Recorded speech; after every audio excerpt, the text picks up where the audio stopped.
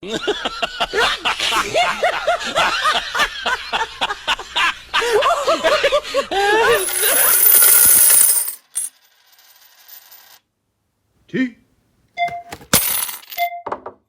Hello, Silver fans. This is T, and you're in the place to be for silver education, acquisition, and entertainment. And hey, the place to be is Collector's Gallery in Oak Forest, Illinois.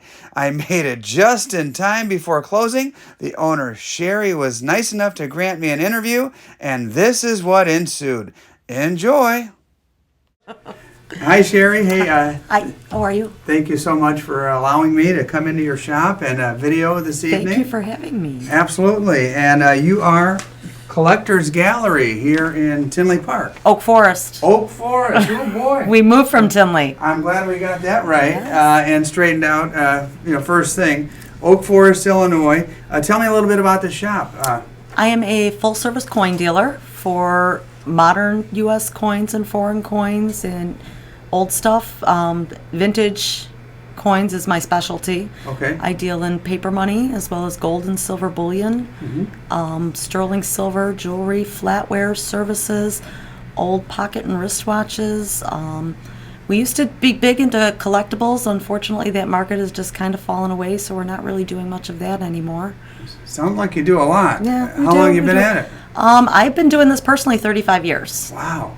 So you've seen a lot over that period of time. I have, yes. Yes. You were around for the big spike in 2011. I was. What was the shop like around then? We were busy all the time. I had 4 people working for me constantly. We were just rocking and rolling 7 days a week. Could never get a break. So it was busy, busy, busy. I brought my buddy George with me this George. evening, and we were having a conversation that you can help us with. Okay. The idea is, when silver goes back up to 50, if and when that happens, a lot of us believe that it will happen. I personally believe it's going to be back up there. I don't know if you feel like sharing your thoughts on that. I believe silver's going to go up. I don't know if it's going to hit the 50 mark. Not in my lifetime, I don't think, but Okay. who knows? Anything can happen. So at that point, or even back to 2011, does it matter what silver you have in your possession, or is just silver is silver, and you're going to, if I wanted to cash in my silver to you, would a generic round go for the same price? When the spike in the market happened in 2011, whether it was gold or silver or no matter what, it was, no matter what form it was in, it was all valuable at that point in time. It did not matter. But if you paid premiums on a lot of that stuff, you lost the premium that you might have paid. But because of the hike in silver, you made up for it that way. I see. So if you're in the market now and you're buying a lot of gold and silver bullion or platinum, palladium, rhodium, no matter what it is, try and purchase items that have the least amount of premium that you can get. Okay. Unfortunately, in this market now, everything has a premium on it, no matter what it is. Yeah, so it's been crazy. you cannot get away from anything with premium. So It really has been crazy lately. Speaking of premium, what's your price on generics today?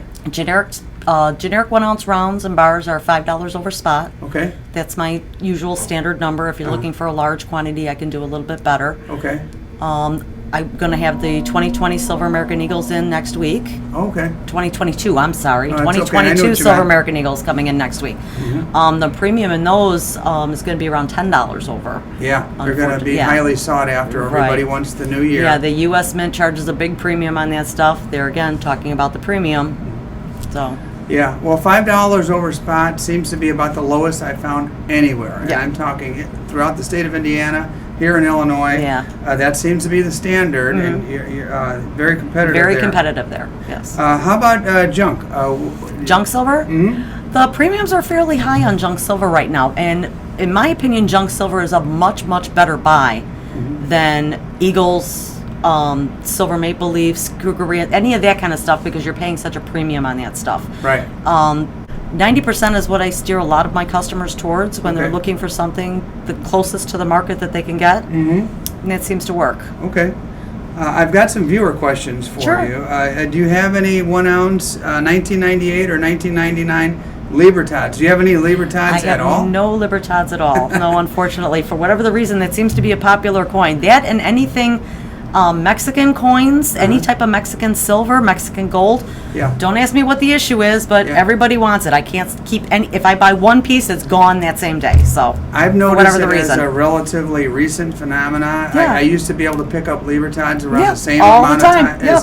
as eagles, and now they're through the roof. Yeah, I can't find them. Highly I cannot collectible. see. I can't say the last time somebody sold me any of that. So, Wow. yeah. Well, sorry, John Morgan, my viewer. Nick, he's curious what folks are selling back to the LCS lately. What's the top three things that they're coming in? Are they selling you junk, generics, ASEs, other stuff? Right now, probably junk silver. Junk silver is my biggest buyer right now. Okay. Is what I'm spending the most money on. It coming in over the counter. I do get the occasional, 10-ounce bars, 1-ounce pieces, but most people in this market now are hanging on to that because they're waiting for that market to spike back up, which Right. everybody knows that's going to happen. It's just a point of when is it going to happen and how much.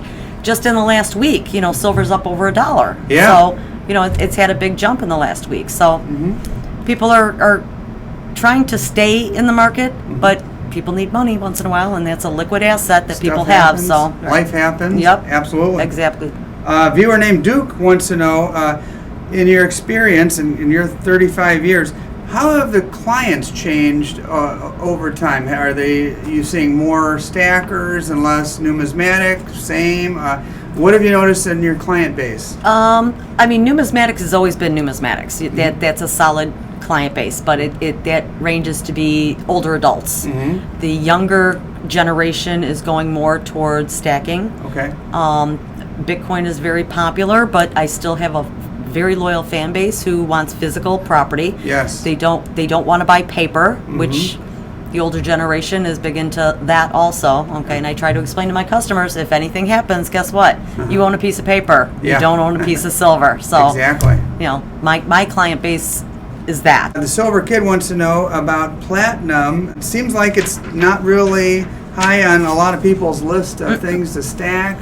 What's your view on platinum? It's down. Platinum historically has always been, almost double the price of gold. For whatever the reason, the last 10 years or so, platinum has come down, and it's just not rebounding for whatever the reason. Now platinum's just now hitting $1,000 an ounce again. Yeah. So it's been down forever for whatever the reason. It's just not a metal that people are all that interested in. The folks who are into platinum are just beating the drum and saying, "Hey, everybody, wake up to platinum!" Yeah. And Yeah. it's just not happening. No, yet. I do not have that client base. No, I very, very rarely get asked for platinum. Chuck wants to know about selling 1-ounce silver BU coins from other countries. Which ones are more desirable? Which ones do you pay for more over spot for? Well, obviously the Libertads, because Sure. you can't get any of that Yeah. stuff. Okay, most of those countries I do pay over spot to begin with. So Okay. I'm always interested in any Crew type brands, of Britannias, all that stuff. Maple Leafs, any of that. I always pay over spot on that stuff. So. So 35 years. What's the wildest thing you've seen come through the doors? Oh my gosh, I've seen a lot. So I can't.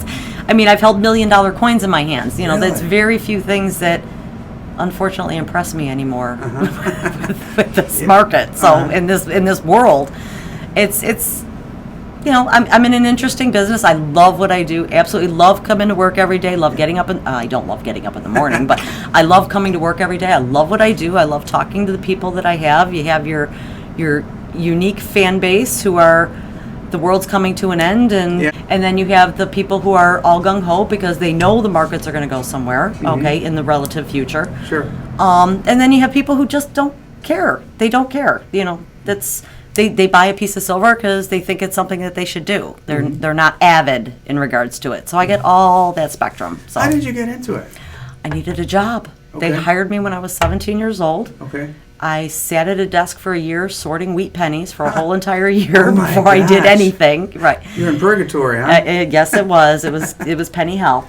And I just stuck around, and I bought the business myself about 20 years ago. Well, bought into the business. I bought it outright directly about 15 years ago.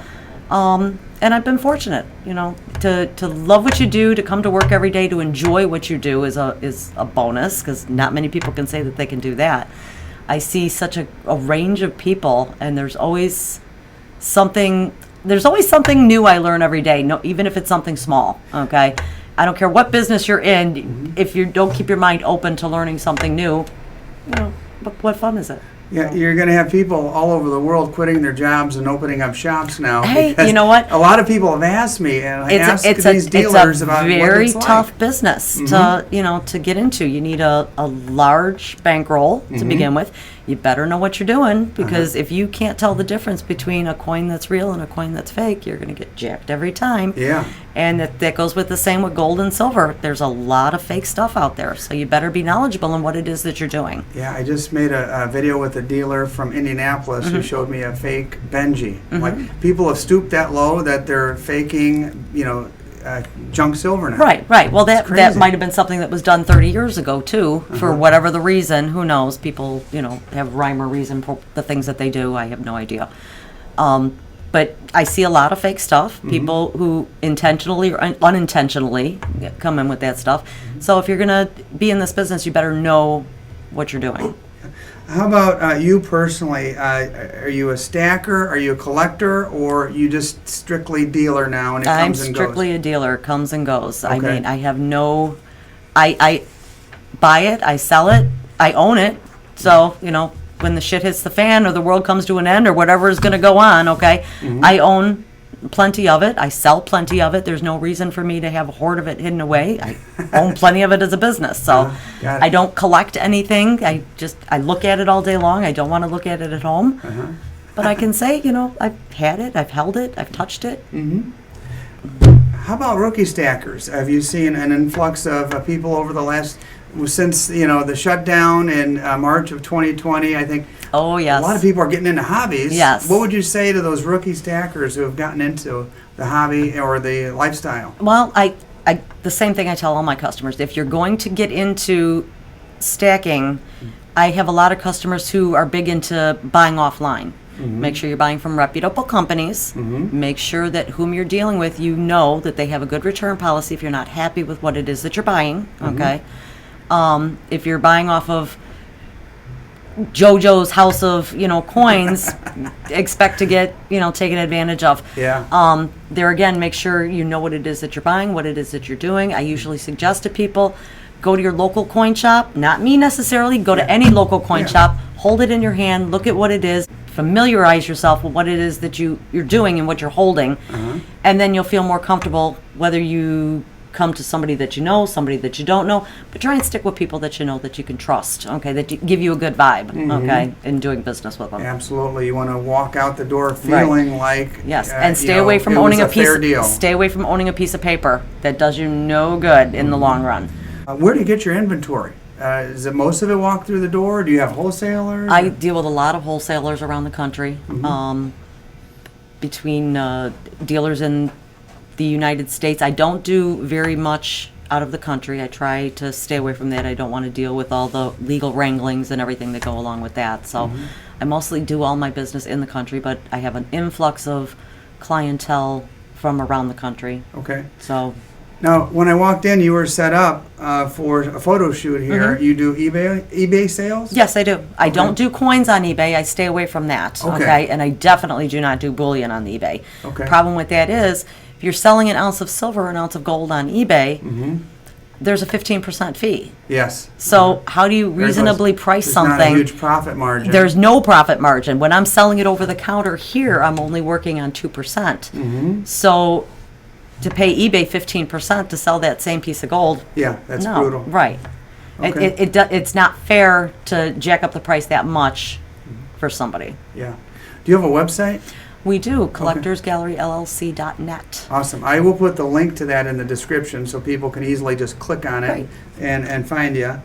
And what's your outlook on silver stacking in the next 1, 5, 10 years? Do you think people will continue to stack, or this sudden interest over the last year and a half will kind of dissipate? I don't know. I think it depends on the Bitcoin market, to be honest with you. I mean, the same silver stackers are also the generation that's getting into Bitcoin very well. Right. I'm, in my 50s. I don't deal in Bitcoin. I don't know anything about it. I don't want to know anything about it. It's a completely foreign market to me. But I'm sure my children and my grandchildren going forward are going to be very big into that coming up, and everything's going to go digital. So I don't know what advice I can give anybody on it because I don't have any knowledge about it. Yeah. It's a scary thing for me. I just personally can't ever imagine a world where gold or silver isn't valuable. No, And we will I no just because can't it's fathom been valuable since the beginning of time. Yes. But when a new face, a fresh face, a young face comes in and they're making millions of dollars in Bitcoin and they're looking at the swings in gold and silver and they're not seeing those same types of swings. Right. I think the digital aspect of it, is much more enticing to that generation. So, Any final thoughts to the viewers that you'd like to mention? Anything we didn't cover? no, nothing that I can think of off the top of my head. Well, I'll tell you what, you're a natural. I really No. appreciate you, spending some time with me and my viewers. Thank you. You'll probably have some folks come in that are new customers. I appreciate that. And, we certainly appreciate the time and the wisdom from 35 years of experience that you shared with us. Well, it's an interesting business. It's a definitely interesting business. So anybody thinking about getting into it or, even just fiddling around, getting into coin collecting or anything like that, hopefully your local coin dealer, whomever you go to, is a nice person and they were willing to walk you through the steps and making you feel comfortable in whatever it is you're thinking of purchasing or collecting. There's going to be a lot of people watching from the Chicagoland area. What's the easiest way to describe where you're at? I'm at 153rd and Cicero, right off of 159th and Cicero, which is a major thoroughfare. Okay. So it's pretty easy. Okay. I'm pretty accessible. It's a very accessible location. Well, thanks for staying late for me, Sherrie. I Thank really you. appreciate it. And look forward to doing a little shopping here. Thank you very much. All right, thank you. Okay, everybody, this is the point in the video where I show what I purchased. And I'll tell you what, it was a real pleasure speaking with Sherrie. I hope you had a nice time watching the video. This is $3 face in Mercury dimes, my favorite, the fractional junk silver, constitutional. And speaking of constitutional, here is the USS Constitution. Honest value never fails. A classic round. $30, not bad for such a cool old classic round. And talk about cool, it doesn't get much cooler than Walter Payton, found in the generic bin. And there he is. Here's some stats. And Sweetness himself. I've been after a round like this for a while, and I'll finally be able to add Walter Payton to my stack. Hey, thanks for watching, everybody.